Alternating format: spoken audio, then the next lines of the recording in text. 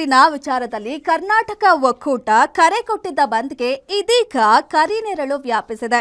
ಸದ್ಯ ರಾಜ್ಯದಲ್ಲಿ ಉತ್ತಮ ಮಳೆ ಆಗ್ತಿದೆ.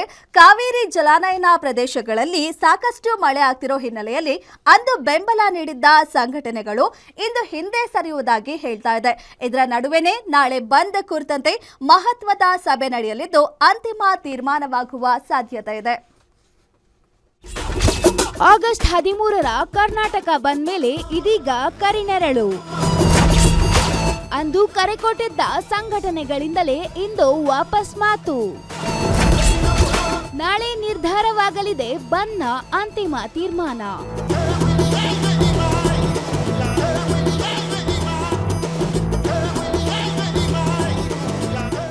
ಕಾವೇರಿ ನೀರು ಹಂಚಿಕೆ ವಿಚಾರದಲ್ಲಿ ರಾಜ್ಯಕ್ಕೆ ಪ್ರತಿ ಬಾರಿಯೂ ಹಿನ್ನಡೆಯಾಗ್ತಿದೆ. ಸಿಡಬ್ಲ್ಯೂಆರ್ಸಿ ಹಾಗೂ ಸಿಡಬ್ಲ್ಯೂಎಂಎ ಶಿಫಾರಸು ರಾಜ್ಯಕ್ಕೆ ಮರಣ ಶಾಸನ ಅಂತ ಕರವೇ ಮತ್ತು ರೈತ ಸಂಘಟನೆಗಳು ಆರೋಪ ಮಾಡಿವೆ. ಇಷ್ಟೇ ಅಲ್ಲದೆ ಆಗಸ್ಟ್ 13ಕ್ಕೆ ಕರ್ನಾಟಕ ಬಂದ್ ಮಾಡೋದಾಗಿ ಕನ್ನಡ ಒಕ್ಕೂಟದ ಅಧ್ಯಕ್ಷ ವಾಟಾಳ್ ನಾಗರಾಜ್ ತಿಳಿಸಿದ್ರು. ಆ ಘೋಷಣೆ ಆದ ಬಳಿಕ ಇಡೀ ರಾಜ್ಯಾದ್ಯಂತ ಅದರಲ್ಲೂ ಕಾವೇರಿ ಜಲಾನಯನ ಪ್ರದೇಶದಲ್ಲಿ ನಿರೀಕ್ಷೆಗೂ ಮೀರಿ ಮಳೆಯಾಗಿತ್ತು. ಹೀಗಾಗಿ ತಮಿಳುನಾಡಿಗೆ ಹೆಚ್ಚಿನ ಪ್ರಮಾಣದಲ್ಲಿ ನೀರು ಹರಿಸಲಾಗ್ತಿದೆ. ಇಂಥ ಸಮಯದಲ್ಲಿ ಕರ್ನಾಟಕ ಬಂದ್ ಬಗ್ಗೆ ಪರ ವಿರೋಧ ಅಭಿಪ್ರಾಯಗಳು ವ್ಯಕ್ತವಾಗ್ತಿವೆ.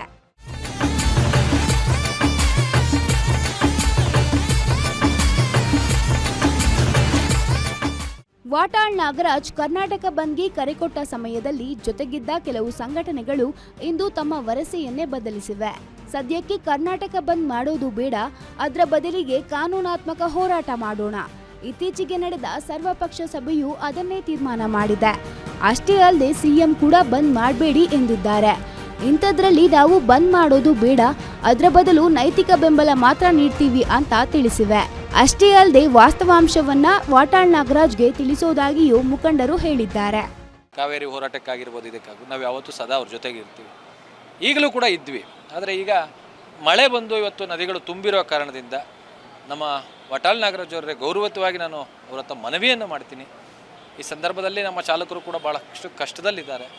ಅದರಿಂದ ದಯವಿಟ್ಟು ತಾವು ಅದನ್ನು ಈ ಒಂದು ತಮ್ಮ ಹೇಳಿಕೆಯನ್ನು ವಾಪಸ್ ಪಡ್ಕೊಳ್ಳಿ ಅಂತೇಳ್ಬಿಟ್ಟು ಕೇಳ್ಕೊತಾ ಇದ್ದೀನಿ.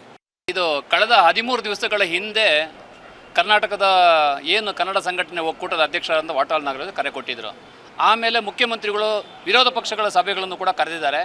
ಆಮೇಲೆ ಮಳೆ ಬಂದಿದೆ. ಮಳೆ ಬಂದ್ಬಿಟ್ಟು ಅವರ ಅಂಕಿಅಂಶಕ್ಕಿಂತ ಜಾಸ್ತಿ ನೀರು ನಮ್ಮ ರಾಜ್ಯದಿಂದ ಹೋಗ್ತಾ ಇದೆ. ಕಾವೇರಿ ಏನು ಬೇಸಿನಿಂದ ಹೋಗೋ ನೀರು ಡಬಲ್ ಹೋಗ್ತಾ ಇದೆ.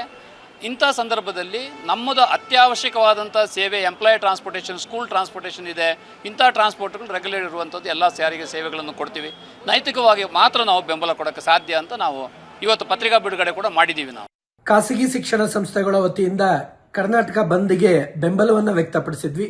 ಆದರೆ ಈಗ ಇರ್ತಕ್ಕಂಥ ಪರಿಸ್ಥಿತಿ ಮತ್ತೆ ಈಗಾಗಲೇ ಸರ್ಕಾರ ಮೇಲ್ಮನವಿ ಹೋಗಿರ್ತಕ್ಕಂಥದ್ದು ಮತ್ತೆ ಮಳೆ, ಈ ಎಲ್ಲ ವಿಷಯದ ಜೊತೆಯಲ್ಲಿ SIR ಮತ್ತೆ ಮುಂದೋಗಿರೋದ್ರಿಂದ ಮಕ್ಕಳ ಹಿತದೃಷ್ಟಿಯಿಂದ ಬಂದನ್ನ ನಾವು ವಾಪಸ್ ತೆಗೆದುಕೊಳ್ತಾ ಇದ್ದೇವೆ.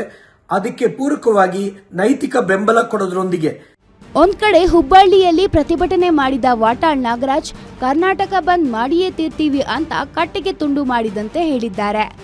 ಇದೆಲ್ಲ ಬೆಳವಣಿಗೆಗಳ ನಡುವೆ ಪ್ರವೀಣ್ ಶೆಟ್ಟಿ ನಾಳೆ ಮಧ್ಯಾಹ್ನ ಮಹತ್ವದ ಸಭೆ ಕರೆದಿದ್ದಾರೆ.